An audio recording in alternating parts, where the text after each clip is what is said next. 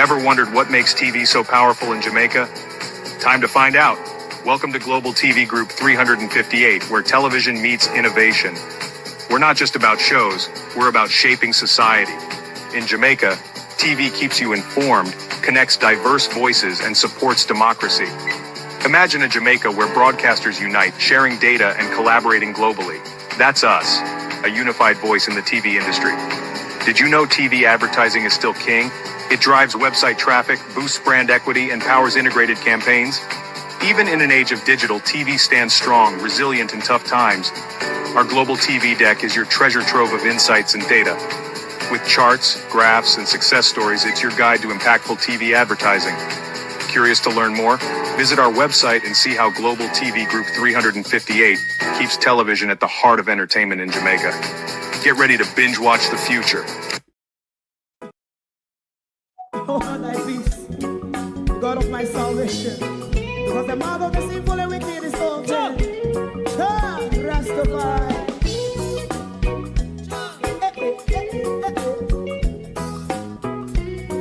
Come with I. Rastaman throw one stone, and it bring a bad feeling to all wicked men. Not a people there. Make him man throw one stone, and it bring a bad feeling to all wicked men. Only when man like Marcus Garvey speak, wicked men would I hear. Hear now hear. Instead of that, they only sit aside and rob and cheat, and not first and four. Make up what I seen to make him a throw one stone, and they bring a bad feeling to all wicked men. Oh, what a plan! Make him a throw one stone, and they bring a bad feeling to all wicked men. My favorite part: if Rasta make a progressive move, wicked men are red. How they want to see the day them can sell out Rasta and sell it out. I sell out Babylon. They give man throw one stone, and they bring a bad feeling to all wicked men. They give man throw one stone, and it bring a bad feeling to all wicked men. If Rasta make a progressive move, wicked men are red. How they want to see the dead and can sell out Rasta. I sell out, I sell out Babylon. Just stop on the Friday. You might throw a stone, and it bring a bad feeling to all wicked men. Oh, what a black thing, man, throw a stone, and it bring a bad feeling to all wicked men.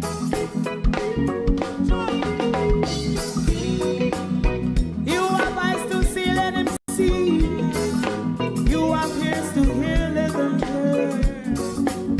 What a prophet must say.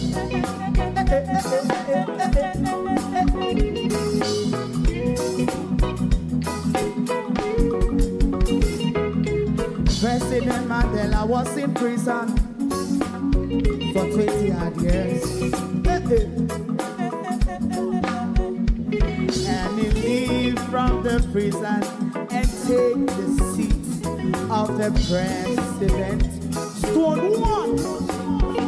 Big him and throw one stone, and it bring a bad feeling to all wicked men. Oh, what's a black? Big him and throw one stone, and it bring a bad feeling to all wicked men. Rastaman throw one stone, and it bring a bad feeling to all wicked men.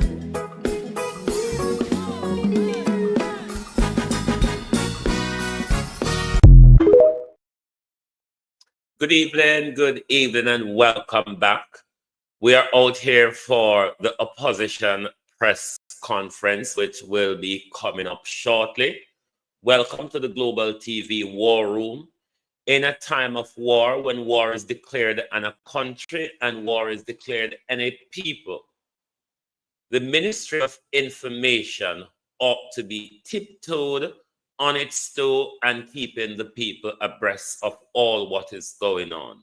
Social media is the Ministry of Information for our people at the moment. And right over here is your war room, because our mainstream media seem to not be going around the country and doing and showing,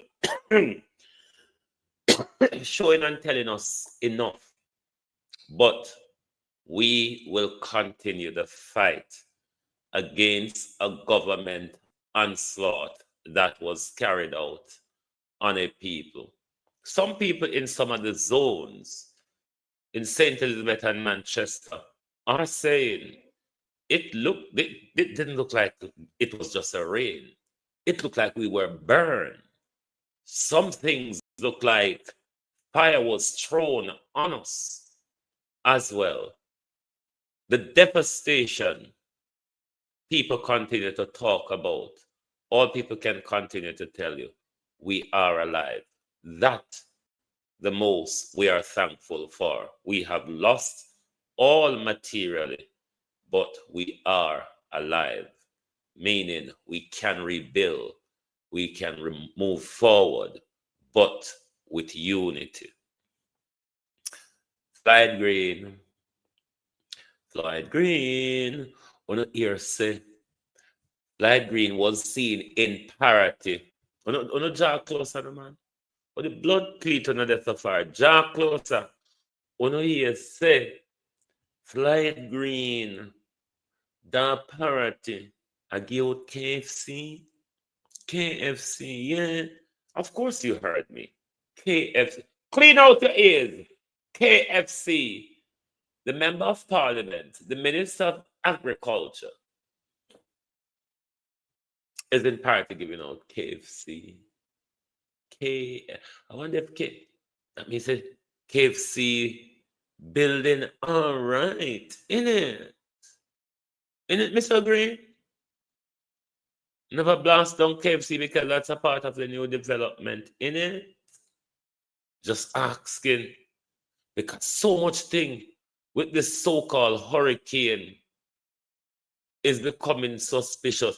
Because you see, on Crane Road, where one of the rich people, them own house Floyd Green, the big old bravado of Crane Road, the rich part of Parity, between Parity and Black River, Crane Road. It looked like a different blast carried out on Black River Town Center and Parity than what was carried out. If you want to watch the images, the blast look different. Me don't know. It's just thinking based on what me see. But Floyd Green and give KFC. KFC. When people around there with high blood pressure and diabetes, nail joke them.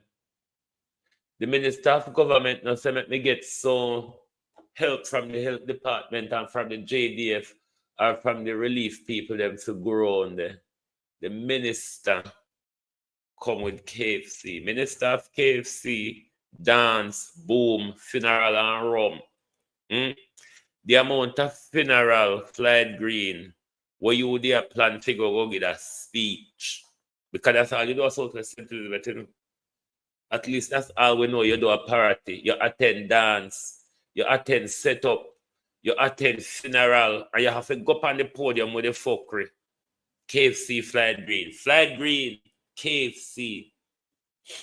After nearly most a week, Floyd Green, KFC. KFC, Floyd Green. Floyd Green. Sunday dinner. What a disgrace. What a disgrace. The worst hit area in the hurricane. One of the worst hit area You see what happened in Savlamar? That Savlamar haven't got hit hard. The infrastructure in Savlamar was different. The community built up, especially in Black River and Parity. We don't have a lot of board structure. We tend to have more firmer structures. Whereas, like places in Peterfield and others in Westmoreland, it wouldn't so. So they look even more ravished than us when you look at things. Sometimes you even think they got it harder than us, but it was more of an infrastructure problem in Westmoreland plus the flooding. But there was a blast carried out on these 6 parishes. But those who were in the very immediate wings of the eye, people are saying, we thought our community was burned as well. Well, they make it, so them can put anything in it. The way how it lift up sand out of the sea in a Parity and throw all over. I don't know. Who's gonna ever tell me the truth if God not reveal it? Because these wicked who create it, and when the American CIA decide to release the information, because sometime after 50 years or so, or 70 years or so, they release certain of these information from archives. Our grandchildren and great-grandchildren will read the truth when NASA and the CIA and HAARP and everybody put out their secret. Because as I tell you all the while, one thing with the United States, they don't hide their crime. They actually like to boast on it.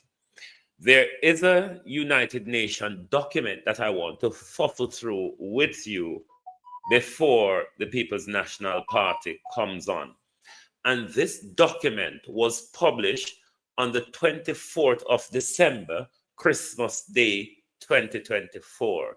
24/12/24. United Nations recommit to supporting Jamaica's progress on Vision 2030, the development, the sustainable development goals on beyond. I want you to listen carefully to the wordings here. This was written in December 2024 by the United Nations. The press release on December 2024 by the United Nations. Today, the United Nations marks its 79th anniversary, celebrating decades of international cooperation and affirming its commitment to peace and sustainable development. This year, United Nations Day highlight the critical partnership between the United Nations and Jamaica in tackling complex global challenges and advancing the Sustainable Development Goals, SDGs. In Jamaica, listen, this paragraph is important that you pay close attention to this paragraph. It is important that you pay close attention to this paragraph. In Jamaica, the urgency of sustainable development is more pronounced given the country's status as a small island developing state, facing real impacts of climate change, including rising sea levels, intense hurricane, and unpredictable weather. Did Melissa not have all of that? Rising sea level, intense and unpredictable behavior, don't you think? Let me read a paragraph here. Because when I read this document this morning, this paragraph jumped out at me and said, "Ah, you motherfucker," said the paragraph. Let me read it again. In Jamaica, the urgency of sustainable development is more pronounced. Given the country's status as a small island developing state, facing the real impacts of climate change, including rising sea levels, something that we saw in Melissa, intense hurricane, which Melissa was, unpredictable weather pattern, which we got over that almost 2-week course of Melissa here, Melissa there, Melissa stop, Melissa coming. Melissa have all the characteristics. Jamaica's community livelihood and environment remains vulnerable. Hey, Lord Jesus, when they go to tell with this thing before they do it. Whoa. The United Nations is dedicated to building resilience through partnership with the government, private sector, academia. Now, as we get to the point of academia, the universities, the universities, upon uni so, because the principal of the University of the West Indies went around the country, the battered, desecrated area which the government and the United Nations and the Americans launched their attack on us. Academia. The principal of the University of the West Indies is saying you remember I told you this argument was going to come? They will have to start relocating some of our people from the shoreline because we're going to lose a lot of our people. So you see the whole partnership of everything here.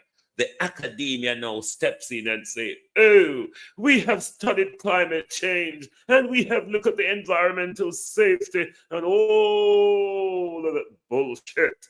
And you're not safe anymore. Academias and civil society to implement sustainable solution to protect people, biodiversity and future of Jamaica. That paragraph, you see, that says it all. Paragraph. And you can go to the United Nations or just type in United Nations press release on Jamaica. Or United Nations recommits to supporting Jamaica 2030 and Jamaica on Vision 2030. United Nations recommits to support Jamaica's progress on Vision 2030. Published December 24th last year. Yeah. They were warning us. They were warning us. Lord Jesus, they were warning us. So I'm going to tell you to read more.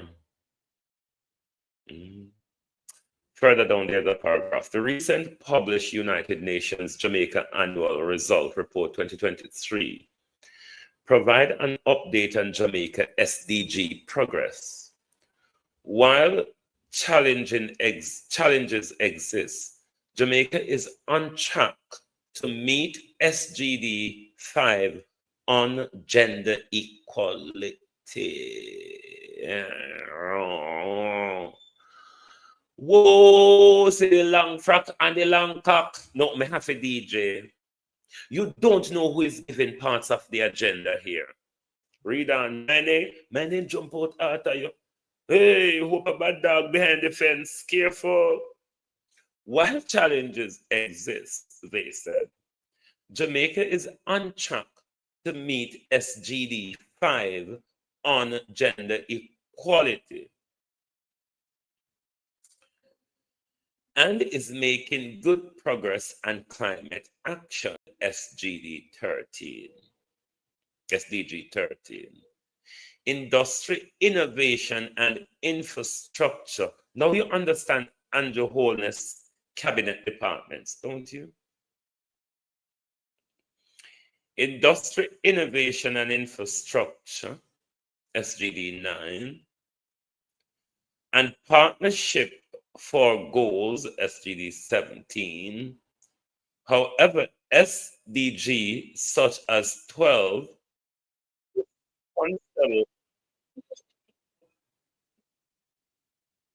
Jamaica today. The opposition has called this press conference because the West is in trouble.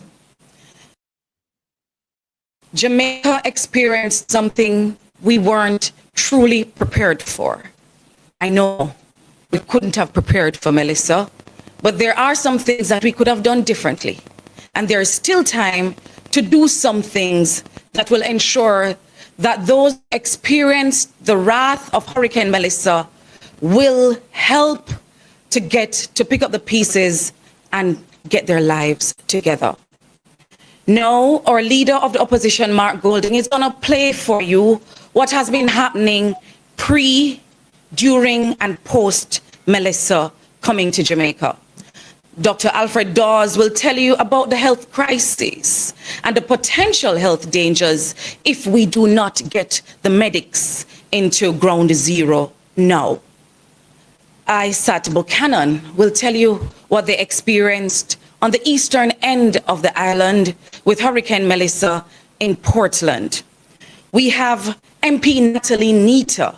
She is going to tell you what happens when we do not coordinate well. When the local players at the councillor, local government level, the MPs, and outside help tries to come in, but the coordinating hub cannot hold, she is going to tell you how we propose that we do it differently so that Jamaica can get on with the business of recovery. I will speak with you as a member of parliament for South St. James, a constituency that was directly in the crossbows of miserable Melissa. And then Zuleika Jess will tell you of the experience she had with her constituents in St. Elizabeth. I will also speak to you about what's happening in Westmoreland, Hanover, Trelawney, because the information that we're receiving from our representatives is too much not to share with Jamaica. We will speak again when you can ask us questions at the end of the presentation. But for now, please welcome Mark Golding, the leader of the opposition.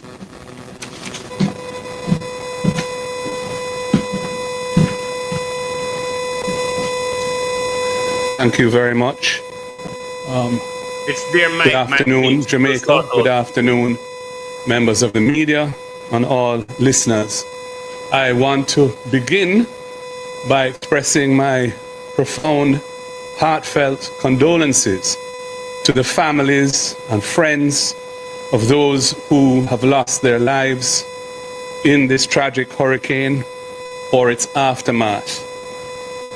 Our sympathies also extend very profoundly to those thousands, tens of thousands, perhaps hundreds of thousands of Jamaicans who are suffering at this time from the impact, the calamitous impact that this hurricane has had. And we are aware, of course, that there are levels of destruction. There's a large ground zero, as it's called, which is really the areas of Jamaica that were in the swathe of the hurricane when the eye hit in eastern Westmoreland, stretching into St. Elizabeth, stretching into the more westerly parts of Westmoreland as well, and then moving north into South St. James, parts of Hanover, and of course Trelawney and even St. Anne. The rest of Jamaica has also suffered damage, some of it before the hit of the hurricane. And so we can't leave them out, because there are communities all over the island where people are in a very difficult situation, whether it be due to no access with roads being blocked or breakaways, landslides, and so on. Our hearts go out to all who are in this dire predicament now. Now, I would say that this hurricane and its aftermath represent an existential threat to our society as we know it.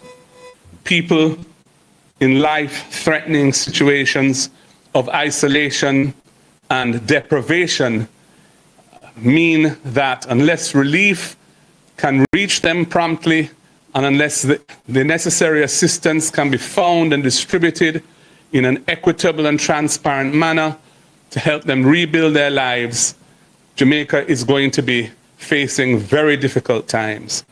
And I think that point is not lost on anyone who is familiar with what is going on as I speak. In this context, we all need to pull together in unity to get Jamaica through this terrible disaster. This is a time to join hands and hearts, not just in words, but in deeds, so that the whole nation can feel part of responding positively to this devastating situation and the solutions that will help us to pull ourselves out of it. The opposition must not at this time be seeking to score political points as a political competitor of the government. This is not the time for the opposition to adopt that posture. And we are indeed trying our very best to operate in the spirit of that. But on the other hand, we must point out where there are areas of need and what we see as the priorities in relation to those needs, where we see weaknesses in the response mechanisms that need strengthening or correcting. And we must provide, where we can, constructive, well-intentioned suggestions to help navigate the country through this disaster. We must also demand transparency and fairness in the distribution of all relief. The relief must get to those who need it, prioritizing those who need it most, whether they be of whatever political color or whatever demographic group they may belong to. They are all Jamaicans, and they are to be treated equally in this time without any form of discrimination or tribal politics coming into it. And we want to stand for that. There can be no place for partisanship or profiteering by political insiders or others connected to them at a time like this. It requires good governance, inclusive governance, authentic communication, and everyone working together. I now move to some of the things that I wish to propose in this regard. I have proposed to the Prime Minister from last week, Wednesday, that he should establish a broad-based task force to be given the responsibility of governance oversight over the relief effort, the relief coming in, how it is dealt with, how it is distributed, not to manage that process on a day-to-day basis, but to provide oversight to those who are managing it. So there's some accountability for how it's done, and that accountability is being held by a broad-based group that can enjoy the support and confidence of the whole society, especially those who are suffering terribly now and no doubt fear that they may not be treated fairly, or they may be ignored or overlooked in the response of the state to the crisis.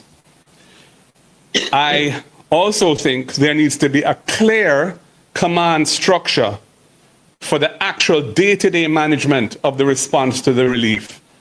And that should be led, in my opinion, by professionals in disaster management, not by politicians who do not know the ins and outs of responding to a disaster of this magnitude. And we should not be shy of seeking international support and help from persons who have career expertise and experience in this regard.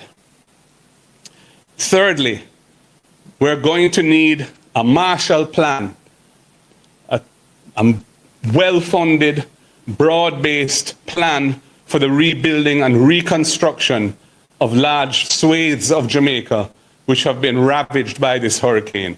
That plan cannot be developed today, but it is vital that we prepare such a plan and that it have the inputs of persons who have the necessary skills and experience and knowledge to design a comprehensive, workable plan that can be executed efficiently and that can have the confidence of our international partners we are going to rely on heavily to provide the financial support for this. And in terms of more specific recommendations now, I have asked the Prime Minister to make an additional allocation of resources to members of Parliament so that they can mobilize communities and contractors to help with the cleaning up of communities that are currently in a state of devastation, clearing roads where necessary, cutting trees and the like. Until that allocation is made, members of Parliament are unable to respond to the needs of the people unless they happen to have some personal resources or access to dealing with it outside of the public system, and many do not have that. Well, also say we're not a big problem. I would also say that the process of engaging contractors to do that kind of work should be simplified and made easy for members of Parliament, especially in those areas where there's very limited connectivity and where following the normal bureaucratic processes that are required would be very challenging or impossible for members of Parliament. If contractors have a TRN, whatever the allocation is, they should be invoices, and those invoices can be submitted, but the work should be able to begin. Secondly, we note and agree with the decision to suspend the imposition of import duties and import GCT on disaster relief items coming into Jamaica. However, we believe that the period for which this has been announced is too short. Yes. Because the time it takes to mobilize funding and make the necessary procurement abroad, the logistics, etc., of getting it shipped to points on land where they can then be shipped or flown to Jamaica takes some time. And to have it cut off by the end of this month is too short. And it's also not clear from the announcement that was made whether goods in transit to Jamaica will get the benefit, even if they haven't landed here at the time of the expiry of the window. I'm suggesting that we recast that window in a way which is more realistic, given the situation that we face. Good God. I also think we need an evacuation plan urgently for persons who are without shelter. That needs to be well thought through so that persons can be moved to places of safety where whatever form of accommodation can be erected to support them, whether it be tents or something else that can be put in place, and they can have access to the basic means of survival in an organized way.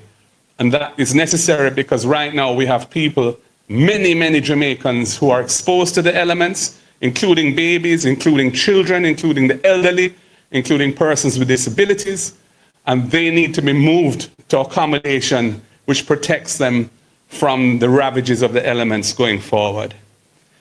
Those are my thoughts, and I'm now going to hand over to the next MP who is going to address more specific concerns in their particular constituency. I thank you.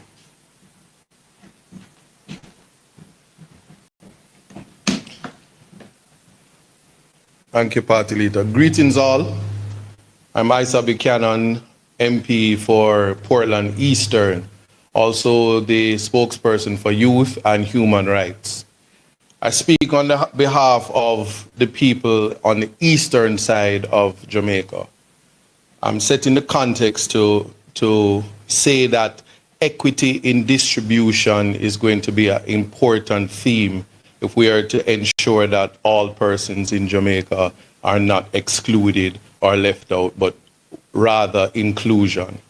Now in Portland, this is a direct message from the constituents. Port Antonio is not all of Portland.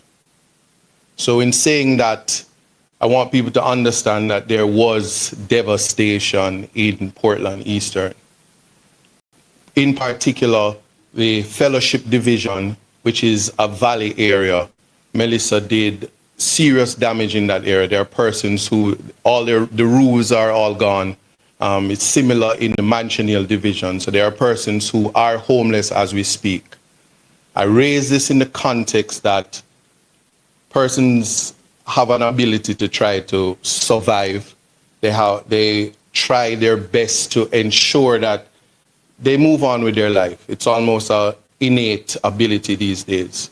But I want the government to understand that when persons are building back their houses and just taking up zincs that probably don't even belong to them to ensure that they have a roof over their heads, they can't wait. It's impossible to wait until somebody comes to say, okay, I see the damage. We will process your claim and then give you some support. That support is in the sum of $50,000, $100,000, $400,000 if it's complete destruction. And if you are a Jamaican and you want to be a homeowner, you know the reality that $400,000 will never be able to put you back in the position that would make you a homeowner or in livable, humane conditions. So when I speak of equity of distribution, although Melissa didn't hit at ground zero in the east, we are an island surrounded by water, especially if you're a coastline parish like Portland, Eastern, St. Thomas, Portland, Eastern and Western, all of Portland and all of St. Thomas. But if we speak of the constituency, I'm not going to sit here or stand here and say that MPs who are not in those ground zeros aren't affected, because we all are. As it is right now, we are a country where resources are scarce. The opposition leader would have reached out to the Prime Minister and there was an allocation. What does that allocation look like? I can only tell you from the lived experience that from a human rights perspective, if you get $1.5 million, that amounts to no more than 600 care packages and probably 22 tarpaulins. Why am I speaking on this? Because it would mean that if you are a member of parliament and you had persons voting for you in the amount of 8,000 plus persons, these are persons that have been affected, and whether you know it or not, it's not just the elderly, it's not just women and children, they're able-bodied persons who live day to day. And I'm just using that as a starting point because I'm saying this, it is not the time to be political. You can't see color, you can't see political parties. You have to understand that on a human rights plane, the needs of everybody will be important. And we might not know it now, but what Friday will look like in terms of how you source your meal, it won't be a laughable situation. We must look at what is happening across Jamaica. And while we start to think of how resources are distributed, I will yield to my senior, Natalie, Comrade Natalie, to speak about distribution and all of that. But what I will say, though, is what is of great importance is that we are to go to the bare minimum and think of the human rights realities. There are persons who are ill, who their medication has to be on the refrigerator. They need energy and they don't have it. So 7 days have passed. thereabout, and that medical access is not a reality, because I've heard Portland is not a priority. I've heard that, and that is a sad reality, because I have the evidence in terms of looking at the photos, the pictures, being on the ground in Mansion Hill, being on the ground in Reach, being in Fellowship. I'm just naming a few: Bellevue, Comfort Castle, Millbank, where there are just total devastation, disaster. Persons who are from the disabilities community, the disabled community, and they don't have a home. The shelters aren't in operation. It's not a continuation of it. Persons have to go far places. So I need people to understand that. And when it comes to the distribution, yes, ODPEM is there. The Ministry of Labor and Social Security and care packages are going out. But I want you to quantify the reality. Is that if you have 300 care packages, that can just go to even one community, and it will. While I stand as a member of Parliament of Portland Eastern, and I can do so much and no more with the resources, and I understand when it comes to the concept of Support Jamaica and funneling all resources through the government, that is an impossibility and not realistic. So much so that I have gone on, by taking guidance from the diaspora, to start a GoFundMe. And it is the diaspora from Portland and persons who are concerned that have raised funds for me to be able to do things that the government is not yet prepared to do. I will just say, think of every single person, because that is my duty as a humanitarian, as a human rights attorney, and even as a spokesperson for human rights and youth. And I will make a compassionate call to all members of Parliament that we are to work collectively through our offices. I will reach out to anybody that's close by, because I get the calls that my family is stuck in Westmoreland and I haven't heard of them. Same for St. Elizabeth, because we're all Jamaicans and we all have relatives across the island. And we are to think on those things. And when we think of equity of distribution, let nobody be excluded. Thank you.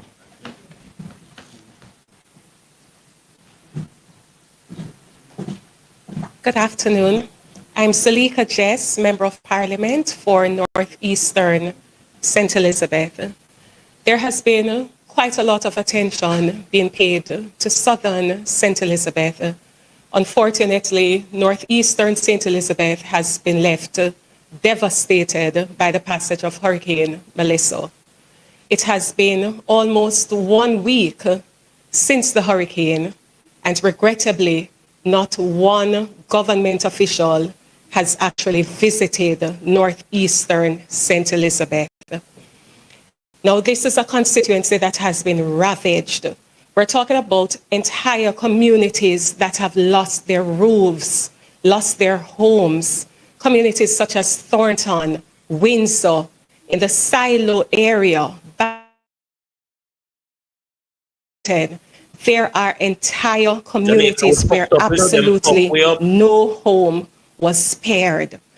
When you look at the devastation, we're not just talking about it from the home perspective. We're talking about the road network, or roads, especially in the interior of the constituency, have been substantially and completely damaged. We have roads which have burst open, leaving craters almost 20 feet deep. I have communities which have been marooned. There's no way for them to enter or exit.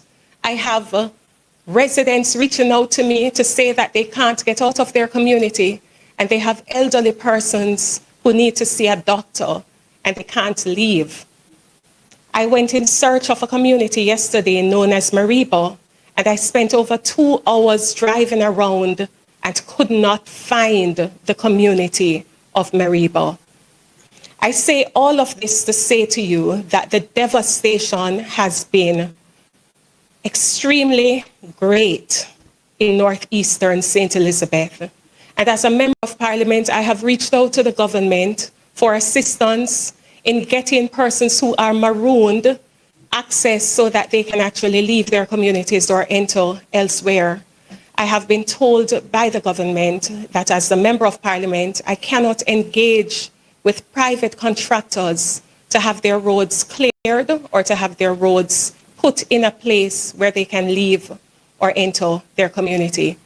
And so I have been faced with a difficult decision where I have to choose whether I obey the rules as they currently stand, in which case it means that residents will be left stranded and trapped and unable to leave, even in cases of emergency. People will not be able to have access to food, water.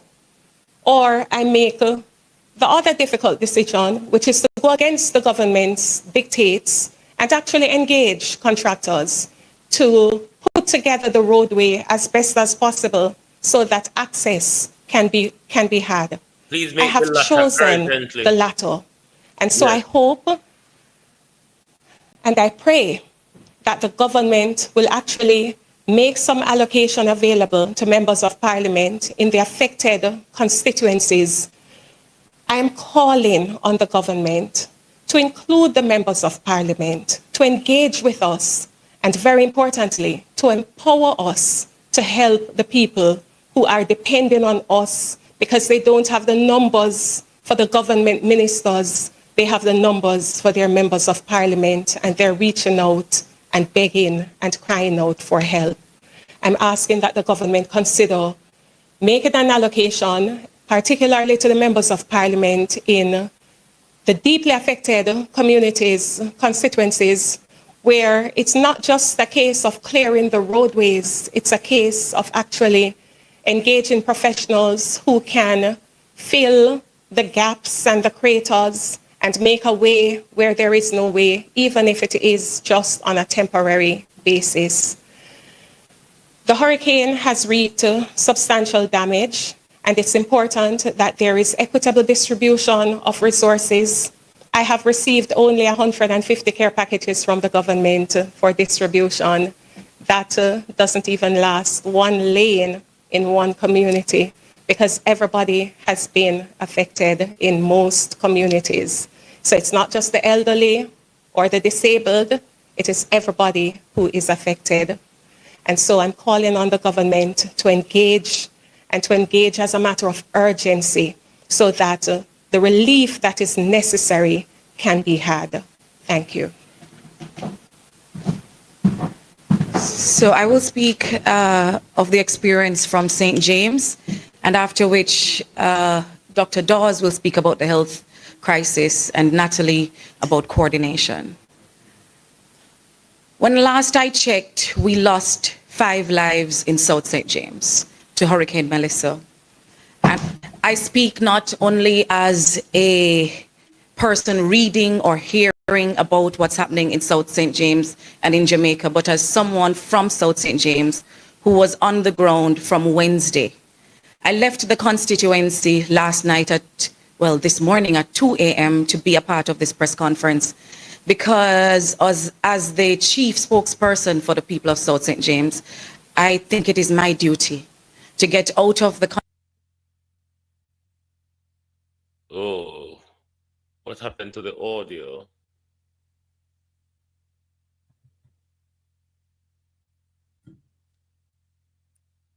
largest constituency in St. James, of the parish. The other 4 constituencies share the other 48%. We're vast.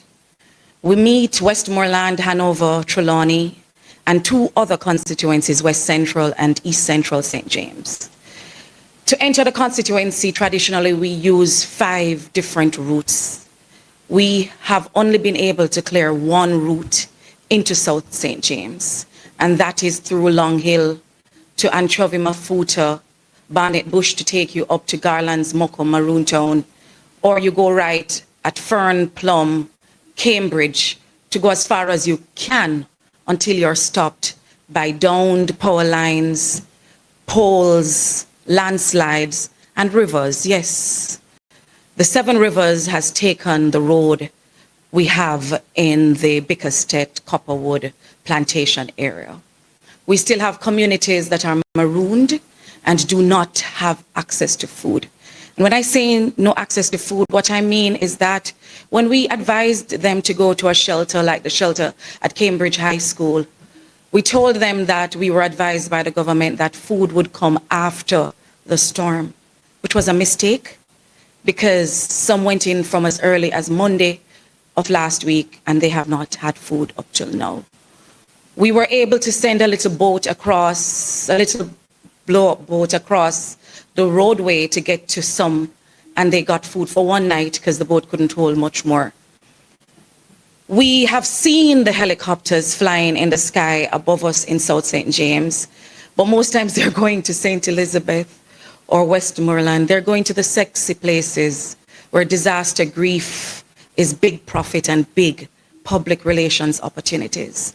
In South St. James, we're farmers, we're humble people, we don't like to beg. But I'm appealing on our behalf because we need urgently food for our people who are marooned in places like Catadupa, in Jungle, in Awful Gully. We're calling for help for people in Retrieve, where we join Eastern Westmoreland, because they were only able to get their dead out of the community just 2 days ago. We're asking to have the health authorities come in because the cows are still floating, the goats are still floating in the waters that have taken and submerged communities like Spring Bottom in the Roehampton area. 2-story high houses are still underwater. We have a coastal bus, you know the height of that, that is still submerged along the roadway to Cambridge. Based on my estimation, over 70% of the housing stock, the business, the livestock, the agriculture has been lost in South St. James. And when I go to the community, I don't know what to say to them because they ask me, MP, you see my house, it was right here, it's no longer here, what do I do? I tell them that I have not yet gotten word from the government, right? To tell us how we're going to help them to rebuild and to get their lives back together, right? So,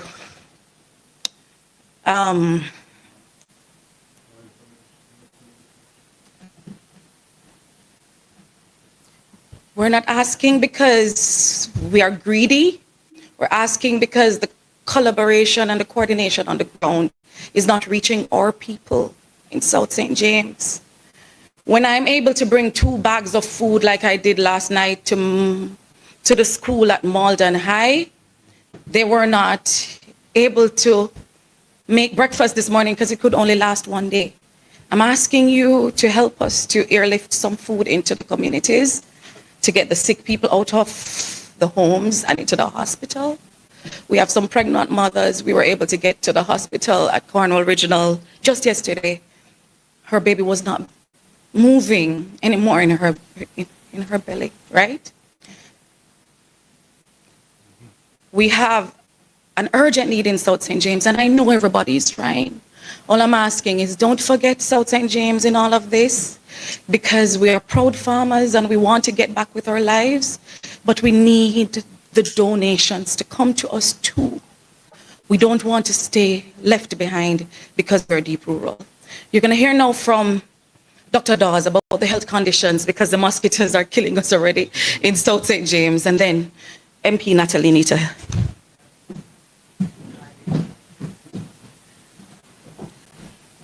Good afternoon.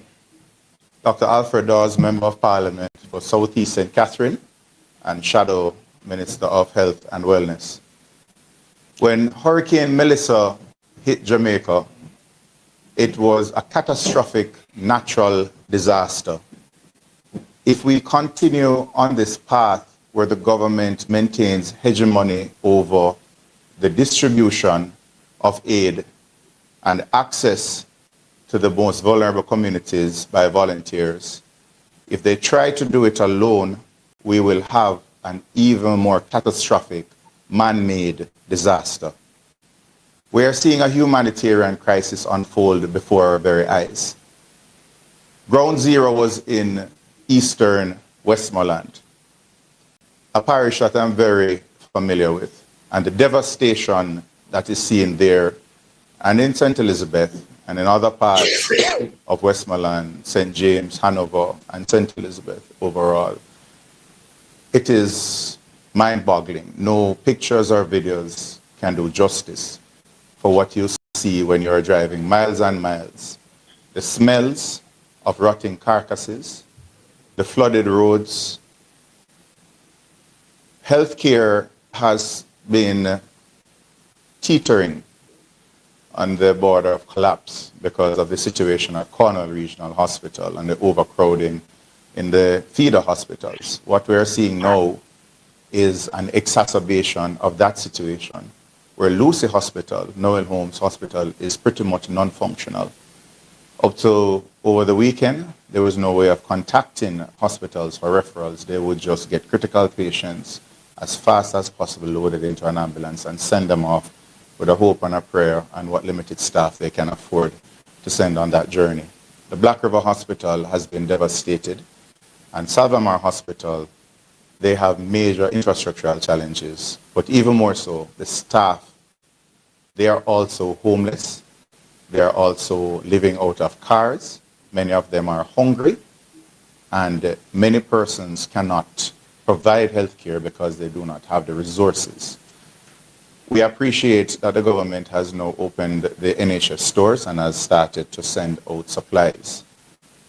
But we must not be fooled into thinking that a field hospital being set up means that it is an appropriate response to a catastrophe of this nature. A hospital is secondary care. There is no primary care in any of the affected parishes at the moment. This means that the clinics are closed. It means that diabetics, hypertensives, persons with heart disease, kidney disease, those who have a diabetic foot ulcer, they are not being treated. And it means that they are going to have exacerbations and complications of their diseases. And already we are seeing where those who have access to the hospitals have been flooding the hospitals. We will see in the ensuing weeks an increase in mosquito-borne diseases. Within 6 weeks, we can expect outbreaks of dengue and whatever else is lying around, waiting for these appropriate conditions to manifest. The public health inspectors, they need to be empowered immediately so that they can start their food safety checks. They can inspect for water sources that they are potable, they have not been contaminated. Basic materials such as food, temperature, thermometers must be provided. We must increase vector control activities immediately, and this is not just fogging, but source control. Otherwise, we're going to see a massive outbreak of dengue. The gastroenteritis from the consumption of spoiled foods, already we hear reports of persons eating rotted or rotting carcasses. And the unavailability of potable water will lead to diarrhea, dehydration, and in the most vulnerable, the elderly, the children, and the pregnant mothers, it may mean death. We do not know what the true death toll is from the hurricane, but what we can expect is that if these public health issues are not addressed immediately, we're going to see far more deaths occurring in the aftermath of the storm, in this man-made disaster, than what occurred during the passage of Melissa, the natural disaster we're here to speak about. We must head this off. We must resource the hospitals. We must send relief staff to the hospitals. We must find a way to get health care in the communities that have been cut off up to recently and are still cut off.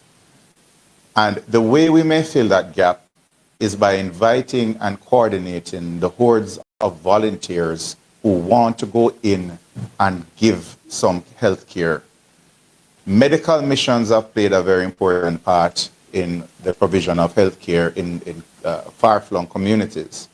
And it is this provision of primary care, the screening, the early intervention with the medications, the dressing of wounds, that have kept many persons from seeking healthcare at overcrowded hospitals. If we have dilapidated structures, if we have damaged structures that are understaffed, it is reasonable to ask that volunteers be coordinated to go and man these health centers in the rural communities through the different medical missions. So these things must be coordinated immediately. Organizations that want to donate food and especially water, they must be accommodated. I've had complaints and I've tested the system myself, and I don't want to be overly critical. That is not the tone I want to project here today. But those who want to give are being frustrated by the process. And what is happening is that they are trying to make the journey themselves. The roads are blocked up. On our mission on Saturday, one of the buses broke down and the relief bus took about 4 or 5 hours to make what would normally be a 2-hour trip to relieve the staff that were left on that bus. The roads have been congested, and it is frustrating persons who want to donate, but we must set up a proper distribution network so that those who are impacted the most, irrespective of their antecedents, they get the resources that they need. It means not simply focusing on one particular area, but accepting that this hurricane tore through the entire Western Jamaica. We must not ignore the plight of those who are in one parish. If the information that came to us through the media came late and our attentions were already fixed on a particular area that was brought to the forefront of our consciousness. So in conclusion, my appeal is that we find a way to facilitate the donors of foodstuff, sundries, health supplies, and importantly, find a way to channel those who want to give service in the medical field so that we can organize relief missions to go to the communities that Nikisha spoke about, that Zulika spoke about, and others are bringing to the forefront of the nation's consciousness. We have to get medical missions into those communities, and we have to, they are coming with their resources, but there needs to be a greater collaboration between those entities and the government and the state agencies, as well as the opposition, because we have made ourselves available to work alongside the government. So again, we do not want to convert a natural disaster into a man-made disaster because of partisanship, but we should focus more on partnership. Thank you.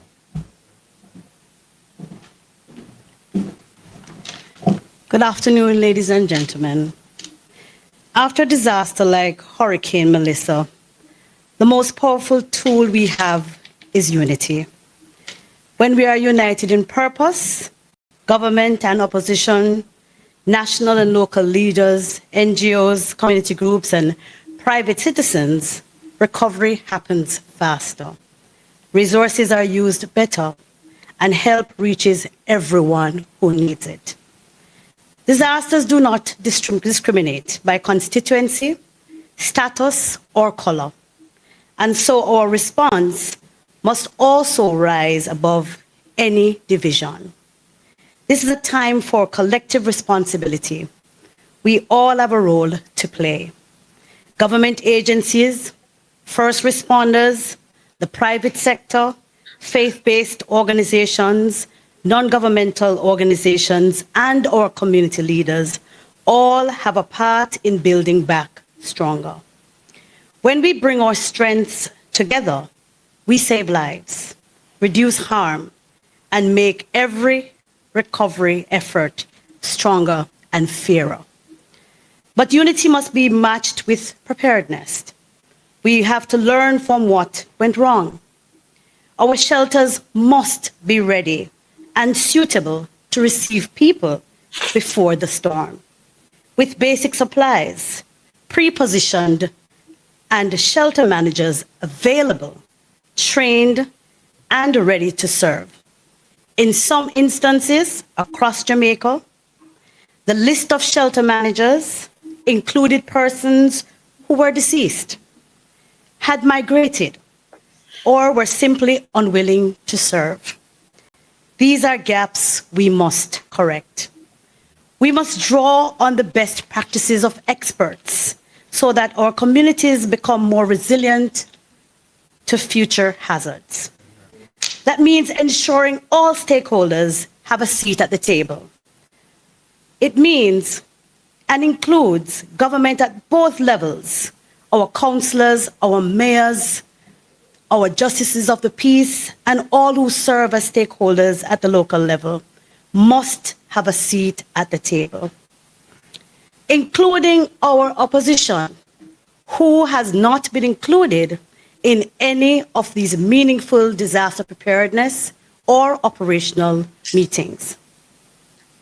It is important at this time that all the logistics, all the utility companies, the private sector, the insurers, the small businesses, the donors and international agencies, that there must be a coordinated effort to make our recovery stronger. The media and communication platforms, academic institutions and technical experts, most importantly, our vulnerable groups and survivors themselves must have a seat at the table. When we work together, the benefits are clear. Lives are saved and harm is reduced through coordinated action. Needs are prioritized and duplication avoided so that no community is left behind. Resources are used efficiently by pooling transport, storage, and funding. Expertise is shared, combining technical skills and local knowledge. Vulnerable groups are protected, including children, the elderly, and persons with disabilities. Public safety and essential services are restored faster, helping communities to recover. And most importantly, trust is built because people can see fairness and transparency. If we are to build true resilience, collaboration cannot happen only in crisis. It must be part of how we operate every day. That means maintaining open communication channels, sharing information, coordinating resources, and planning together before the next disaster strikes.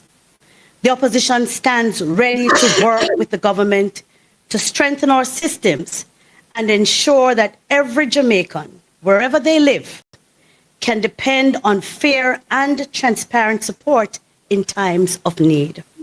Let us commit to building partnerships and putting people first. When we work together, Jamaica is stronger, and we lead with compassion, coordination, and accountability. Recovery is not just possible, it is inevitable. Thank you. So we'll now open the floor for questions. If you have questions, please state the name of your media house. If you're online, you can indicate by using the raised hand icon. If you're in the room, please indicate, we'll get the microphone to you and we'll take your question.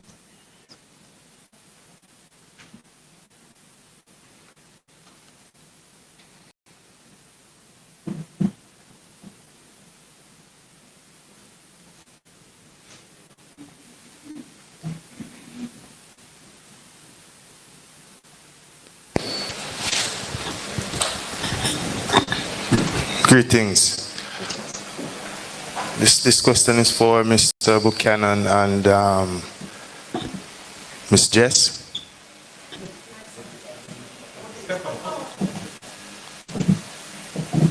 All right, so I heard you speak about the relief supplies not being enough. Do you think that there is an act of sabotage at play there, any at all? in both constituencies or anywhere else, as a matter of fact? All right, so I'll answer for sorry, I'm Jason Cross from the Jamaica Observer. Thank you, Jason. I'll speak from Portland Eastern. I don't buy into conspiracy theories.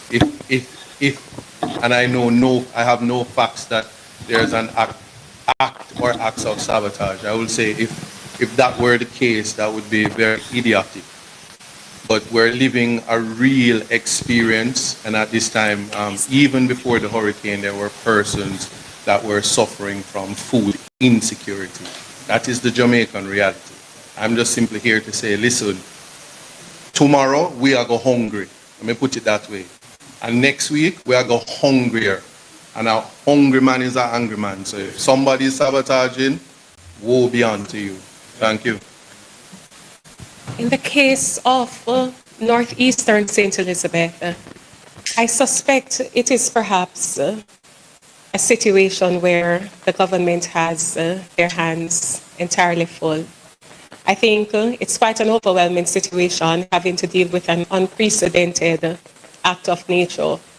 We've never had a Category 5 hurricane, and so I would hope that no one in their right mind and operating with good heart could deliberately wish to punish residents by withholding food and other basic necessities. So I hope it is an oversight and not that which you have suggested. Good afternoon, Camila Williams with Television Jamaica and Radio Jamaica 94 FM. I have two questions, and this goes out to, because this is about MPs, anyone I think can take this. So the first question is, how much money would MPs need to adequately respond to the need?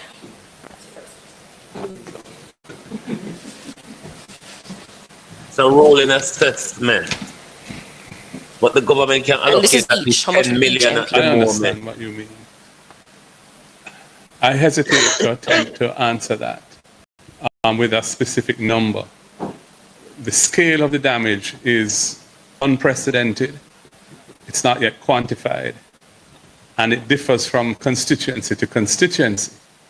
So it doesn't permit of one answer per constituency. A rolling assessment. There is, however, a threshold that I think MPs could handle adequately and which could make a huge difference because of their connections on the ground. I think it's important for Jamaica to understand that members of parliament on both sides, councillors on both sides, have networks into communities in every nook and cranny of the country.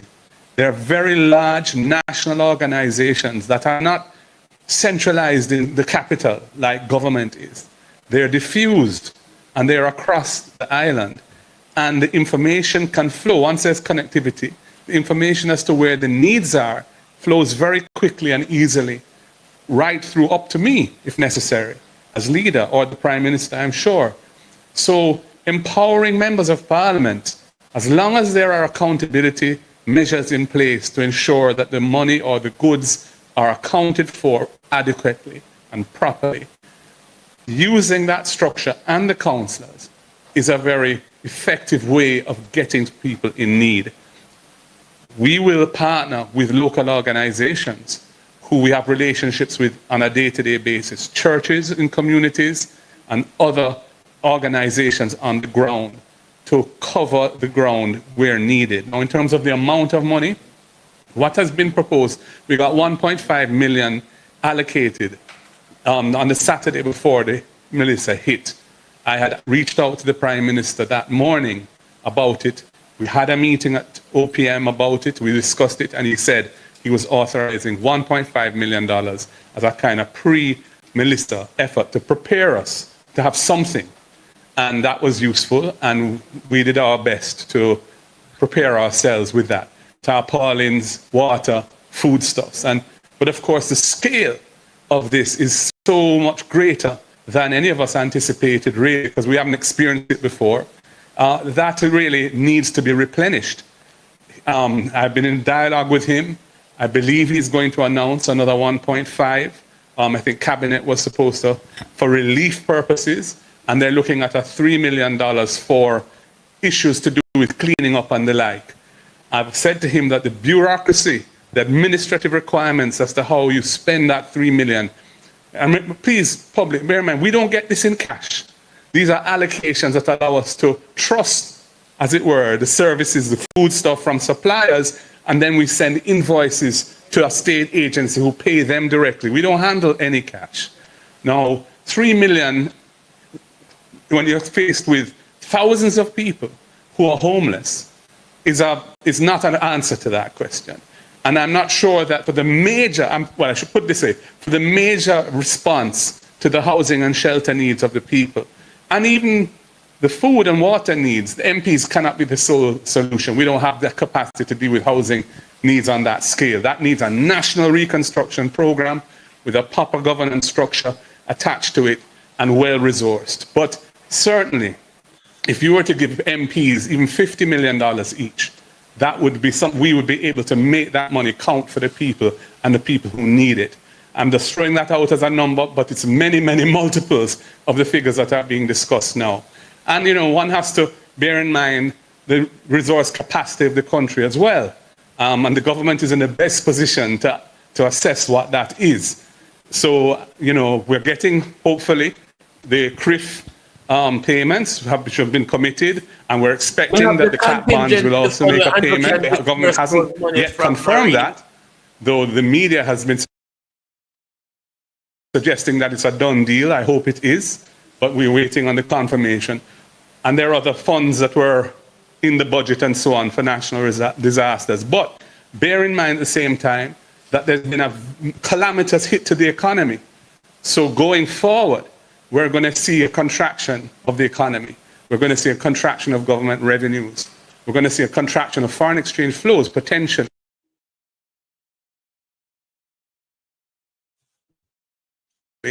On a net basis, with those flows coming in from insurance and so on, it's difficult to know where we stand. But I'm just saying the government has to assess that situation.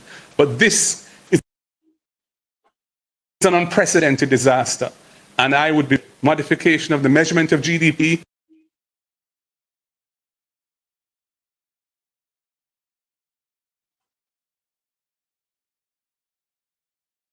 Come on, Andrew, no internet problem in that town. I want to do.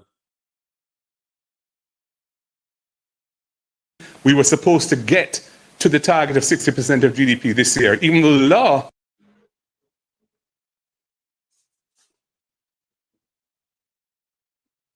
says we don't need to get there until March 2028.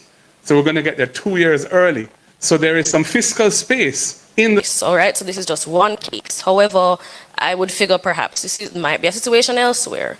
My question Oh, this internet.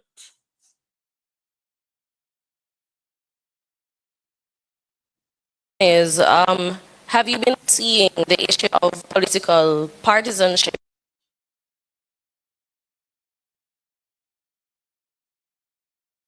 affecting the distribution of relief? And I say this based on the conversation I had with a resident who said that a care package truck came to the community twice. Is going on.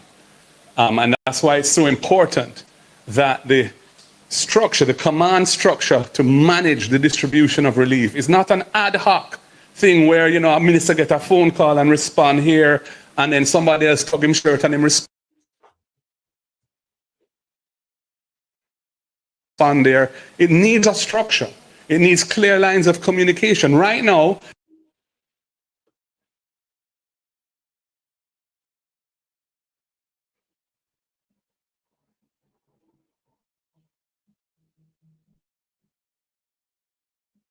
I got a report yesterday that 8 people were dead in a community in St. Elizabeth. And they were planning to do a mass burial because they're cut off. I can give you the name of the community. It's in my phone. I have reported it, which is not practical because he can't handle every single report. There is no proper command structure in place. They've put in the same old system that has applied under their leadership.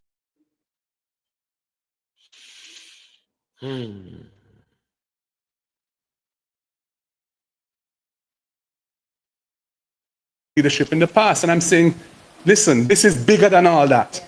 This is much, much bigger than all that. And we need to have something that the people can have confidence in, a broad-based system with leaders from the private sector, leaders from the churches, leaders from the NGO sector. The opposition should be at the table. Roughly half of the country that are interested in the system of democracy voted for the opposition. And, you know, so to exclude us is not wise, because you're going to deprive yourselves of vital information, especially given that some of the most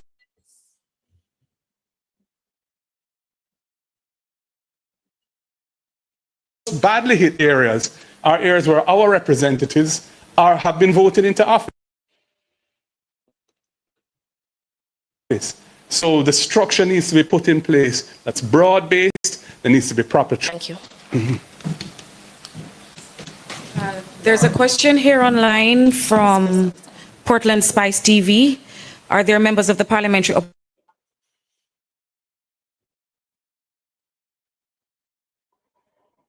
opposition on the committees put together by the government to deal with the aftermath of the hurricane? The leader of the opposition addressed that, I believe. No, I was advised that I need to speak with someone as the elected representative to beg them to appeal on my behalf. So no, we're not at the table. We're not on these committees. We also have online Siobhan Campbell. His hand is raised. Siobhan, please unmute and go ahead with your question. Then we'll take another question from the room.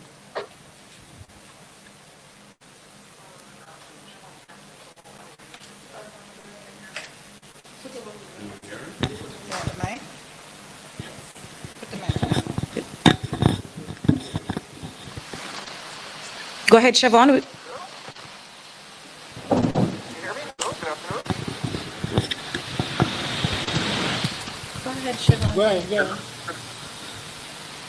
All right. While we get Siobhan ready, we'll take another question from the room.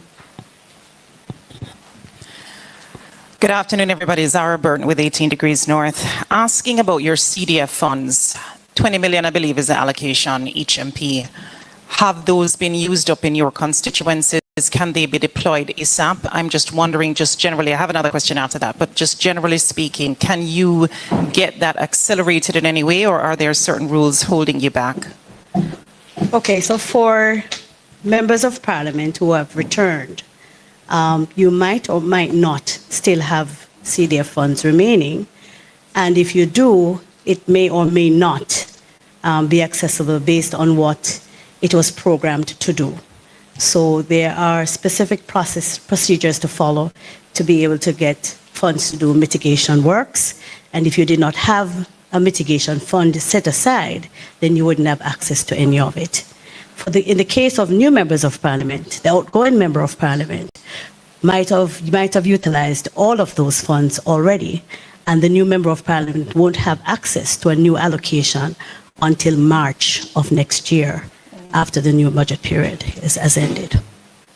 You also would have to wait until, if you do have the funds and you need to, I believe that the opposition leader did include in his presentation a call for the reduction in the bureaucracy across the board. But not for CDF.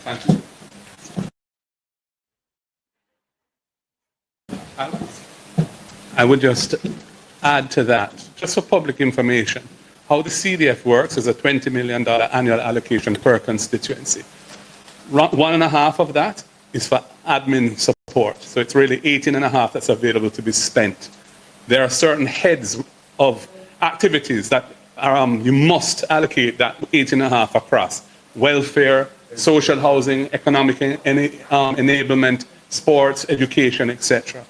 And then you have to design programs which have to go to a parliamentary committee and get approved for each of those. So the whole 8.5 million has to be approved by Parliament before you can get access to it. Now, there has been no decision to modify those rules. What has happened, that 1.5 million that was allocated on Saturday was an addition to the CDF. So it is being spent through the CDF processes, and the same agencies that normally would apply will receive the invoices from the suppliers of the food, water, tarpaulins, etc., and make those payments. They did not require parliamentary approval for that. I guess cabinet approved it. So I don't think there's much, if anything, available in the 20 million allocation that can be really used. Some people may have some funding for housing, and for example, I have asked whether for what I have in my constituency, which is available for housing, if we can use it for the responding to the needs of people. Right now, a lot of people in Jamaica have leaking roofs, a lot of roof damage. There's a huge demand for zinc and other roofing materials. So I've written to the CDF to ask if we can use that, if my constituency can use those funds for that. And they have indicated that we can. So, they need to broaden that, and that all 63 MPs have that, a facility available. In relation to the $3 million that the PM said would be approved today by cabinet, or he was expecting it would, I have said, as I said in my opening presentation, rather than go through the normal bureaucracy for that, where you have to get NWA to approve the specific works, they have to send somebody to look at it, and then you have to write them and nominate who the contractor is, because it's below the threshold where it has to go to tender if it's only $3 million, and they can't do anything until that. I'm saying for many of the MPs in these areas, there's no connectivity.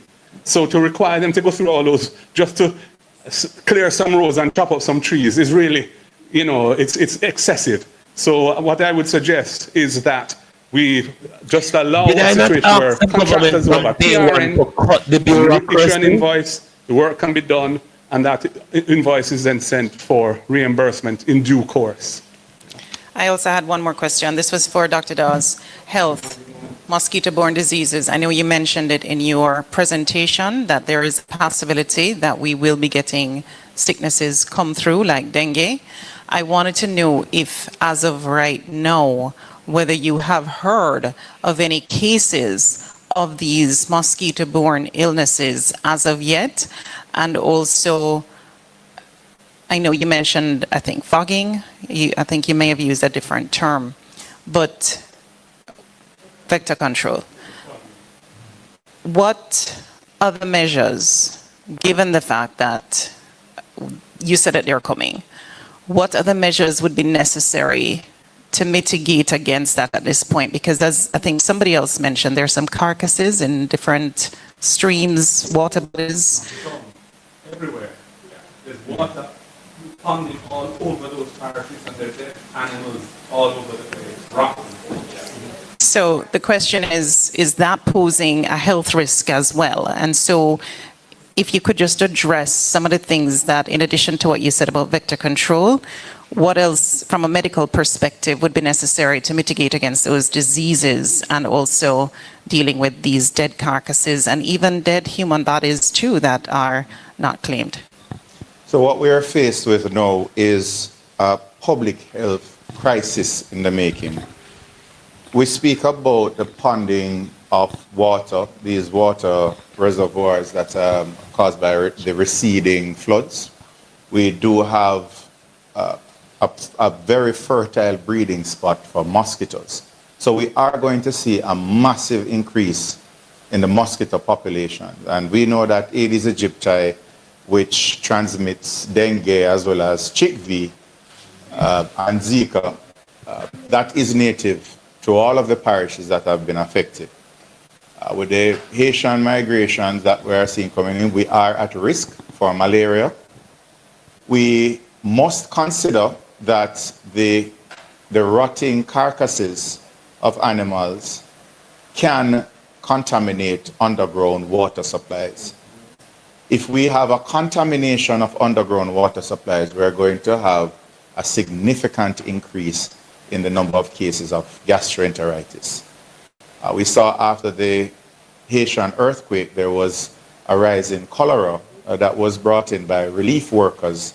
We don't know if relief workers are coming in with other diseases as well. And we have an incubator now of persons who are living outdoors. They're prone to respiratory conditions. and they are prone to gastroenteritis as well as mosquito-borne diseases. So we have to address the breeding sites. That's going to be very difficult to do because of the large areas that have significant water pooling. Fogging can take place, but it is only a temporary measure. We have to get as much as possible mosquito repellents, mosquito nets out there for persons who are exposed to the elements. And we have to be testing water sources very regularly. We have to get the chlorine tablets, the water treatment solutions, as well as tablets, and water. We need to get water. And with all of this, persons in the affected areas, they have to be advised of what to look out for, how to practice proper hygiene, how to, unfortunately, we have to say, isolate bodies so that they don't come in contact with decomposing bodies and they are exposed to infections. So unless we fix primary care immediately, we're going to see this disaster that is man-made if we don't do it right. And I choose that term carefully because if we can prevent a lot of this, if we get the teams out there, if we have a structured response, we get the public education out there, if we evacuate people out of those areas where they're at risk, and we get the potable water and proper food, the hygiene tools that are necessary to avoid these outbreaks, we can do it. There is hope, but we just have to do this the right way. I just wanted to add one postscript to my answer to your question about the CDF. The CDF, as normally allocated, is not disaster relief funding. It is to help in the constituencies to make life a little easier for people who need help. With the scale of what we're facing, the existing allocation of 20 million cannot be even considered as a response. There needs to be special funding using the resources that have been made available from Jamaica's disaster relief financing structure and any additional resources that we are able to garner from the goodwill that Jamaica enjoys, which is significant across the world, to empower those entities, those people who are in a position to reach those who need help. And it can't be the CDF that's the answer to that. And speaking as an incoming MP, we didn't even start out with $20 million. So it's whatever has been left behind by the MPs who preceded us that we have to make do with for the rest of the year. Let's hear now from Siobhan Campbell from Nationwide. Please unmute and go ahead, Siobhan.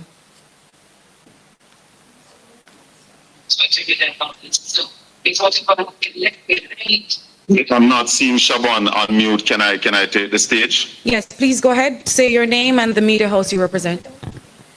My name is Colin Bell, Portland Spice TV.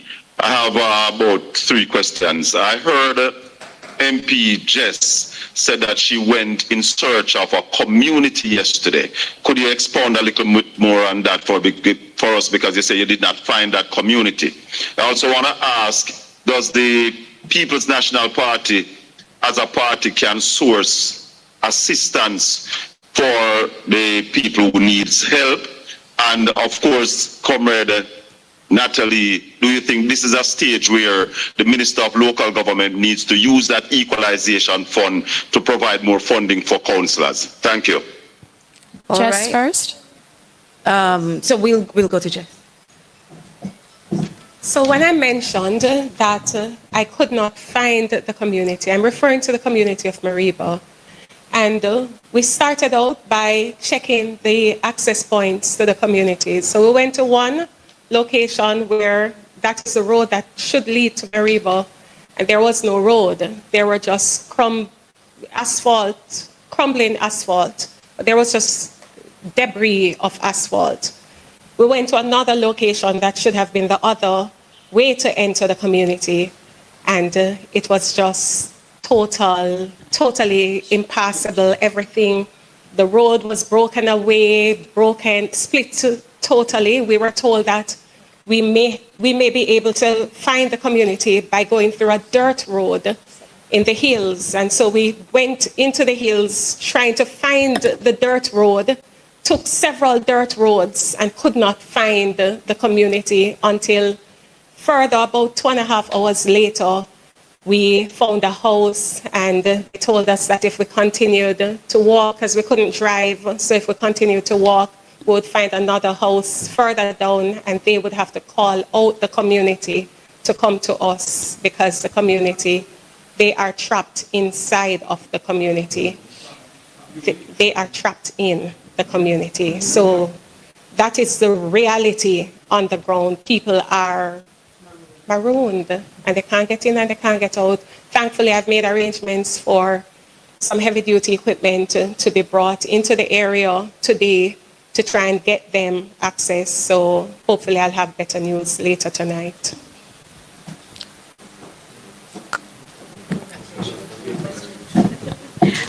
Yes, so I believe that the local government system has an SGR, which is a facility that is provided to assist with emergencies. After dialogue with the local government minister, they were allowed, councillors and mayors are allowed to utilize some of what is available, if any, in their SGRs, which is their emergency funds. But I believe it's not enough. I believe the equalization fund can be utilized. So I'm answering you, yes, it can be utilized to empower our local government representatives, as they are the first port of call. Everybody goes to their first, the councillor first. Most times because they are living in the same communities with them. And so they should also be empowered, whether through the equalization fund or a special disbursement through the national budget at this time, to be able to assist with what is happening on our parochial roads. So while we are engaged in clearing our main roads so that major vehicular traffic can go through, our community roads need to be cleared urgently, because they can't get into major communities to be able to purchase food and to be able to have access to medication. And so there has to be a great emphasis at this time to empower our local government representatives to be able to respond quickly. I think the second question was to do with the People's National Party and fundraising and so on for disaster relief. So in the last week or so, we have developed a capacity as a party to respond to the needs that we're seeing on the ground, and that our elected representatives at the local government, the councillors, and the national level, the MPs, are communicating to us. So we have the capacity to receive financial contributions locally and from overseas, and we have relationships that we've developed with established charities that will import and make the relief supplies available for distribution. And we're putting in a structure for this, with an accountability element, because we want to account for every dollar received and every item received and distributed. And the treasurer of the party is helping to design this. She has been managing this process for the past week, and we're bringing on additional human resources to give support so we can have a robust mechanism for anyone who wants to assist through our portal. Now, I gather that there's some thought among the government that they want to stop anything coming in other than through ODPEM and the state system. I would caution against that. I think that people have their preferences, donors have their preferences. Let us not deny any Jamaican in need the opportunity to receive a benefit which a donor would be inclined to provide for them through a particular channel, by saying everything has to go through the state channel. I think there should be coordination. I think we should collaborate and share information, as long as that is on an open basis and it's genuine sharing of information. But I don't think we should restrict this whole relief to one channel, because that is going to result in people not benefiting as much or at all from what is available. And so I encourage the government to rethink that, if that is indeed the way they've been thinking. Okay, let's try once more for Siobhan. Siobhan, please unmute and we'll take your question. Good afternoon, can you hear me? Hearing you well. Good afternoon, Siobhan Campbell, Nationwide News. I have just two quick questions to the opposition leader. You said that the matter at hand is not one of politics. And while we understand the suggestions you've put forward, is it wise then to have a press conference of this nature, which essentially raises the matter to a political discussion? And second, there is a criticism that is going around suggesting that the opposition is attempting to govern from the opposition benches. How do you address that? Well, the opposition cannot govern the country. We don't have any authority or status in governing the country. The civil service respond to cabinet. We are not part of that system. And all state agencies ultimately respond to ministers who are in cabinet. So that point is really nonsense. Anyway. But the first issue about whether this is political, we are sharing information with the public. We have information which is important. We have ideas which we feel are important. And we feel that, that there's nothing, as long as we're approaching this in a spirit of national unity and to help Jamaica come out of a desperate situation, we ought to and should share our ideas with the public. And that's what we're doing. We haven't today attempted to criticize the government. We have made suggestions. We've pointed out where there are weaknesses, but we're not seeking to criticize the government at all at this point in time, because this is not the time for that. This is a time for us as an opposition to work with the government if they will let us. And if they won't let us, we will still work in the interest of the nation as a whole, Labourite and PNP, because we are all Jamaicans and we want Jamaica to recover from this. If we don't pull together, our corner dark. So let us pull together as one people and use the best resources available to us, the best thinking available to us, the best organizational skills available to us, with a common heart for the interests of the people who are suffering right now.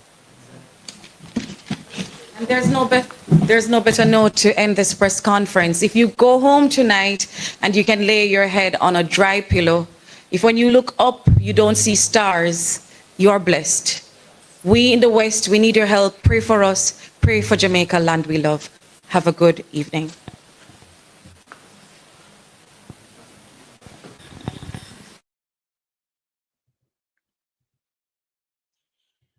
It is really not a matter of whether Jamaica is on the road to Haiti. We have arrived. We have arrived. Welcome to martyrdom, Jamaica. Welcome to the slow death. If they not get we killed by a hurricane, they're going to kill us through the after consequences. Jamaica, my heart full. All me can say, including myself and my community, prepare to bury a lot of our families. We hurricane not kill. We live in a mosquito zone in Jamaica. Parity. It's like we engineered mosquito for the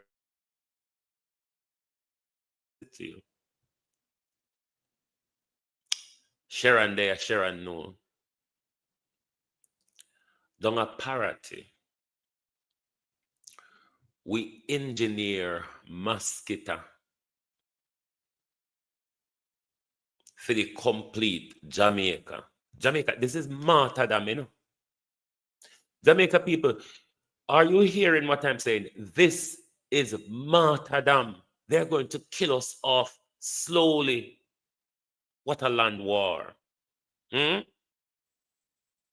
Jamaica, my heart full. Don't mind the batty boy them for nationwide. Don't mind them.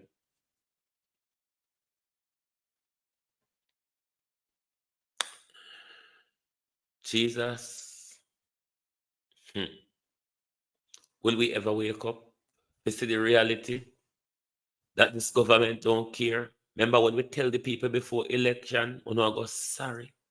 Jamaica will go sorry.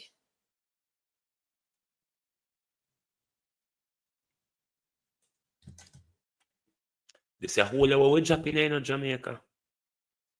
We don't know how we're going to get out. Help not in here, boy. Nah, it's nobody that. The opposition come out today because the opposition, Nikita Berchel couldn't cope. The opposition come out today because the opposition has been frustrated. There was a particular agenda to just focus on ground zero. Ground zero is the aim. You see the name Black River and Parity ground zero? Hey, Lord Jesus, when people got to listen. Lord, if I don't mad. If I don't mad, because this is the government intention, they just drive the whole away crazy. Prime Minister, we have machete and gun at Jamaica, you know, sir. We still have machete and gun. But just to remind you, it's a machete and gun. Still there. Go and play with it. Go and play with Andrew Holness. Andrew Holness. Say Andrew Holness take the country. And Andrew Holness decide who get help and who no get help. Andrew Holness can put in political difference aside and coordinate with the opposition and help Jamaica people. Him and Golden say he get communication from one community where 8 dead body or how much where them a plan to do a mass burial. Jamaica journalists who can go in at the highways and hedges. The foreign journalists them gone home yet. Lord Jesus. Andrew Holness a kill the whole away one time. He not able left none of we cope because we are foreign can't cope. And we people them at home now cope. Jamaica. When we thought, Jesus Christ, when we thought it was a slow journey on the road to Haiti, overnight in Jamaica, overnight, them destroy we, them reduce we, overnight. Can you believe it? Overnight, you know. It wasn't a slow deterioration where you see coming. Boom. A nuclear bomb has been dropped and everything gone.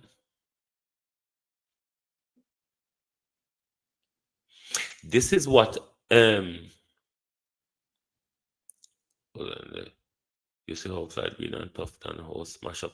Yes, they mash up, but me still think in a party that we get a different blast from where Crane Road getting on Sharon.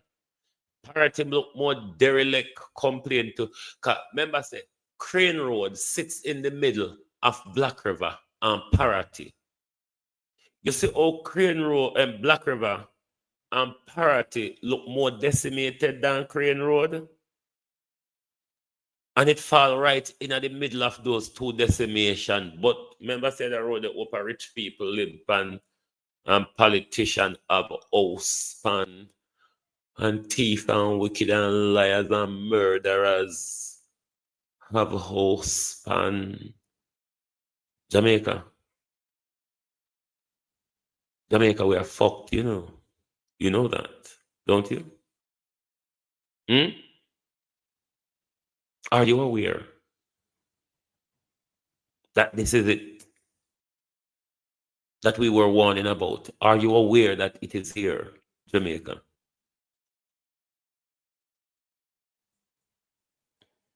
I mean, I don't understand. I got my bed, you know. Better not if you do. If you pass John shop, you won't find better than what going in the country right now. I got my bed because I can't cope. I don't know what to cope about right now.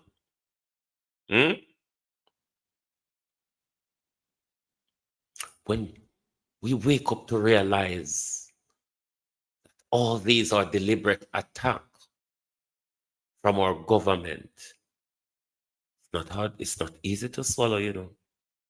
And an easy pill. Globalist will soon tomorrow.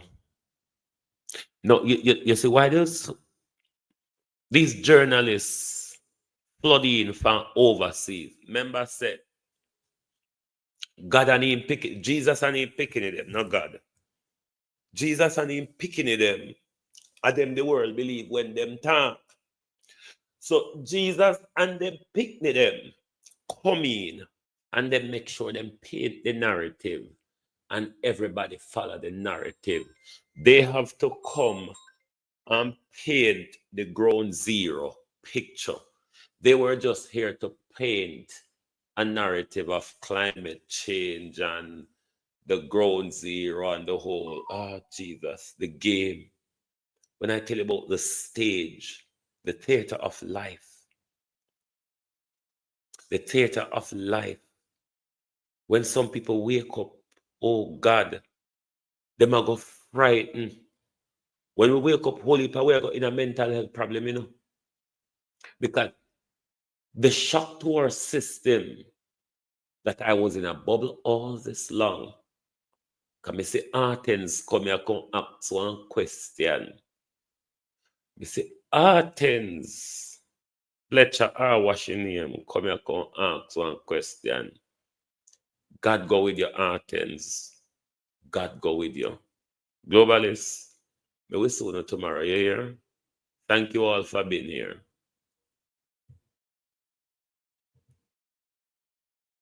If you don't like missing out on the latest shows but still enjoy classic hits, then Global TV Group 358 is your perfect match. Global TV Group 358 isn't just another channel, it's your ultimate TV experience. From breaking news to binge-worthy dramas and timeless classics, we've got it all. Our unique blend of original content and global favorites means there's something for everyone. And guess what? With GTVG's seamless streaming, you can watch anywhere, anytime. Plus, our interactive features let you be part of the action. So, whether you're a seasoned